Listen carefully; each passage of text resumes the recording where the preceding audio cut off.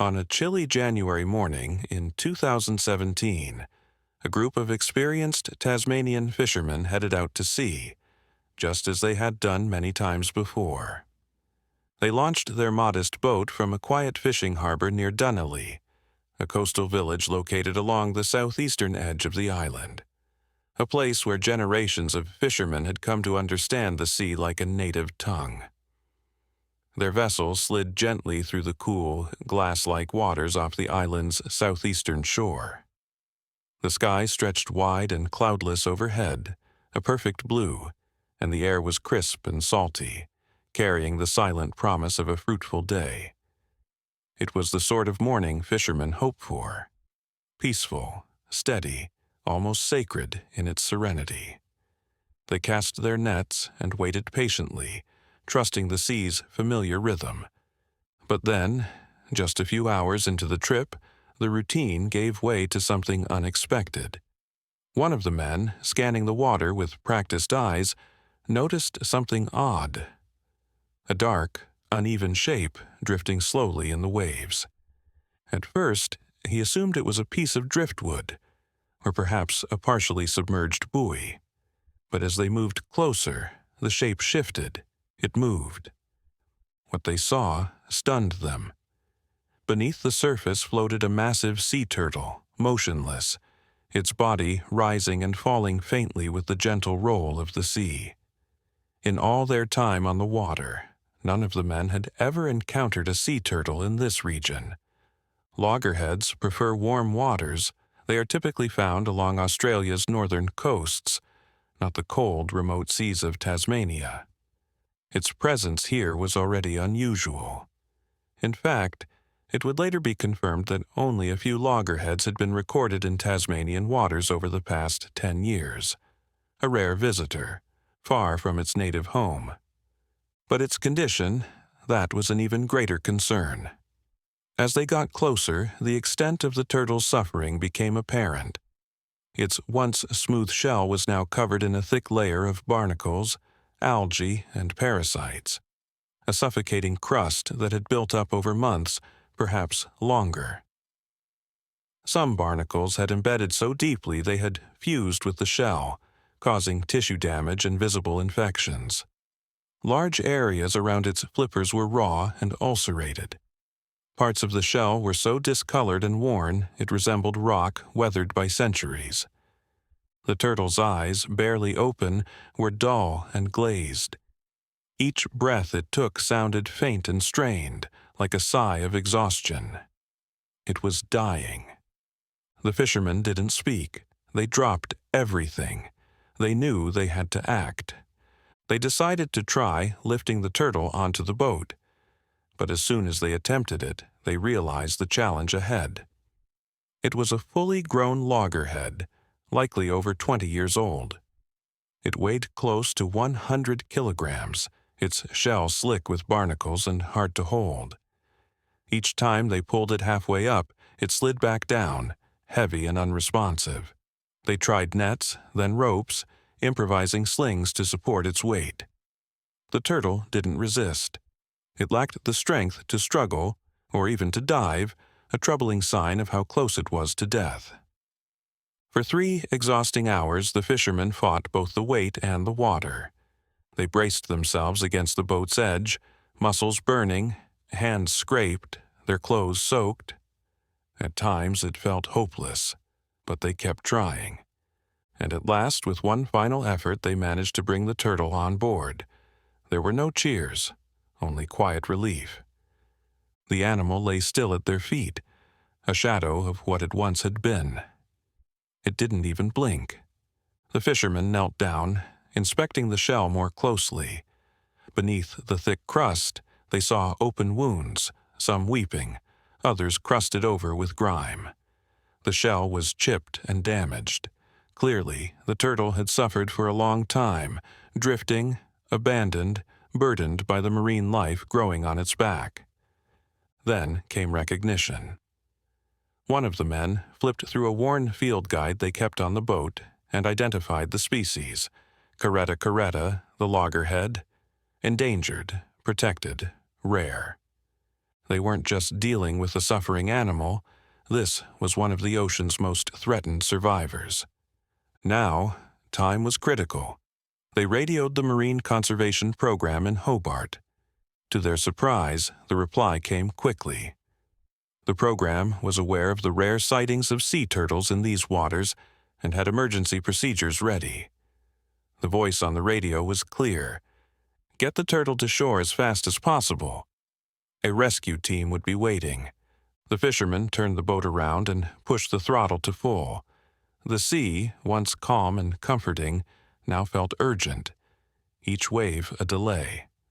One man stayed beside the turtle, gently pouring seawater over it every few minutes to keep its skin moist.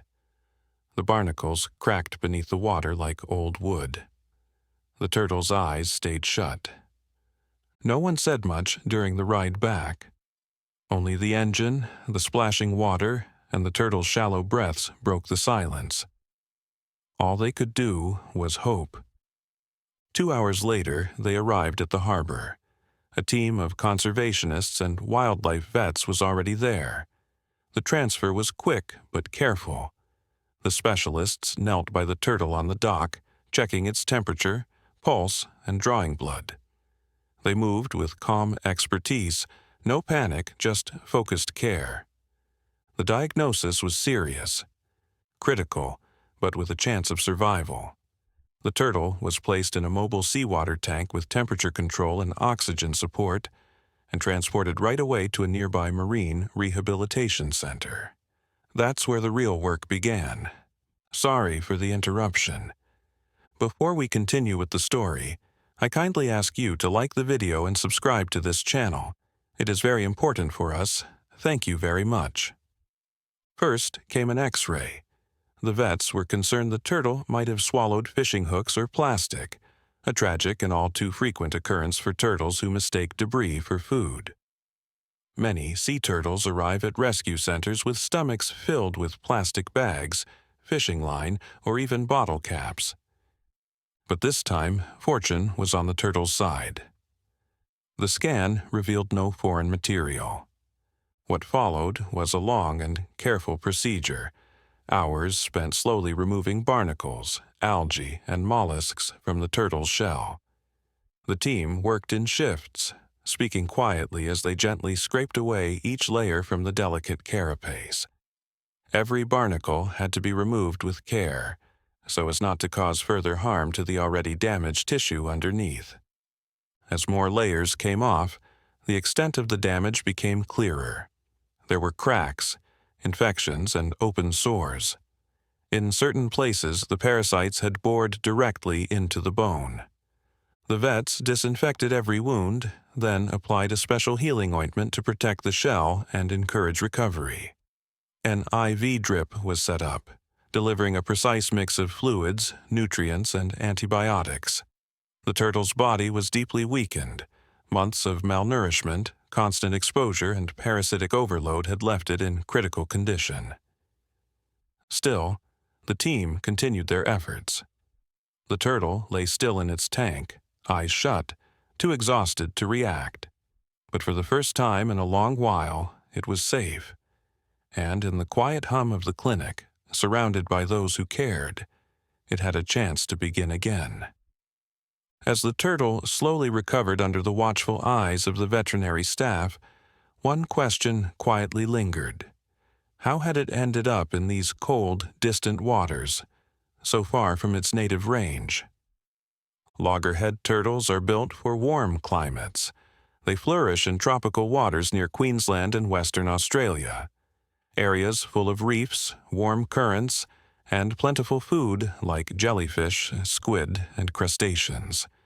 These ancient reptiles have been roaming the oceans for over 100 million years, guided by Earth's magnetic fields and inherited instinct. They follow time-worn migration paths, often returning to the exact beaches where they were born. Tasmania, with its cool southern seas and steep, rocky shores, was never part of that map. For a loggerhead to be found there wasn't just rare, it was almost unheard of. Marine scientists began to trace the turtle's journey. They reviewed satellite data and ocean current maps. They analyzed wind patterns and sea temperatures in the weeks leading up to the rescue. One explanation started to emerge.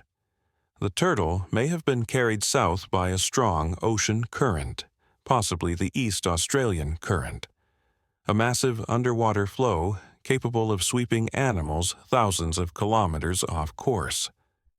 Perhaps it had followed jellyfish. Perhaps it wandered too far in search of food. Or perhaps the warming northern waters, a result of climate change, had driven it away from familiar feeding grounds. Whatever the reason, the result was the same. It had ended up in waters far colder than it could handle. In that chilly, low-nutrient environment, the turtle's metabolism dropped. Its immune system, designed for warmer seas, began to shut down. It became sluggish, unable to forage, barely able to move. Then the opportunists came. Barnacles, mollusks, algae, marine hitchhikers latched onto its shell and stayed. In warm waters, a healthy turtle would have shed them naturally, but this one was too weak to fight back. The parasites spread, covering its shell like a living armor. Eventually, the burden became too much. It couldn't dive, it couldn't eat, it could hardly stay afloat. By the time the fishermen discovered it, the turtle was no longer navigating. It was adrift, forgotten and fading. But now, weeks later, things had changed. Inside the rehab center, surrounded by warmth, clean water, and care, the turtle began to recover. The deep wounds across its shell were closing. Infected areas were scabbing over and healing. Its flippers, once limp, slowly regained strength. The team observed small but promising signs: a flick of a flipper, the head turning at a noise, one eye opening. Then, one morning, the turtle moved with intent. It reached for a shrimp. It ate. That's when they knew. The turtle wanted to live.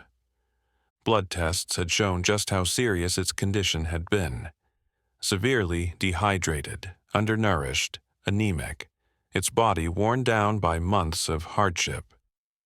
But day by day, its vital signs improved, its eyes cleared, its breathing became deeper and stronger. After a month of care, the team made the decision they had hoped for all along. It was time to return the turtle to the sea.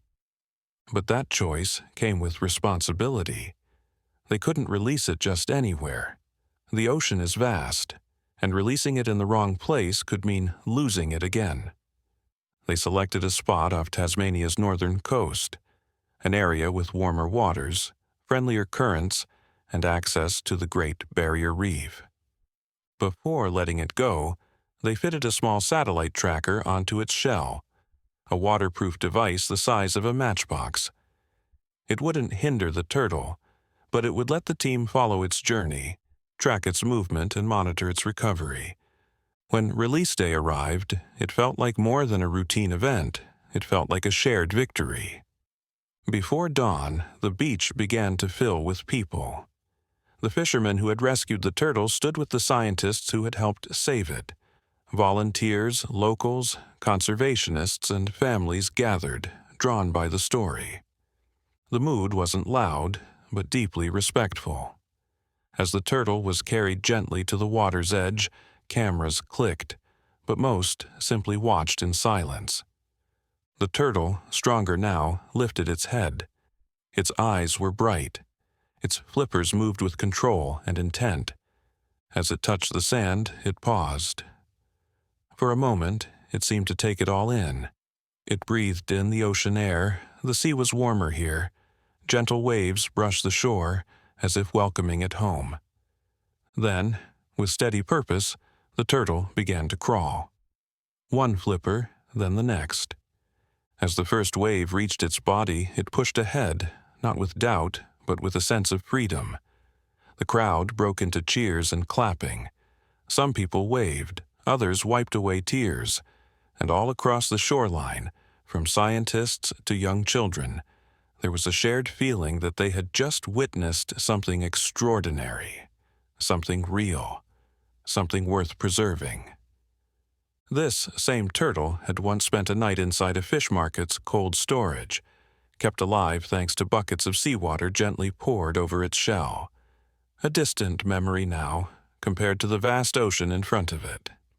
A few of the marine biologists stood in quiet reflection, remembering how the X-ray showed no plastic or fishing gear, a rare piece of good fortune for a loggerhead nowadays. Its recovery had taken weeks of careful care. Fluid drips, medicated saltwater soaks, and the slow removal of hundreds of barnacles, each one detached by hand. One of the rescuers would later describe the experience as a moment of pure joy and deep gratitude, not just for saving a life, but for being reminded of what compassion can achieve. And the turtle swam, with strength, with purpose, with freedom. In the weeks that followed, satellite signals confirmed what everyone had been hoping. The turtle was heading north, toward warmer seas, continuing the ancient migration path it was born to follow.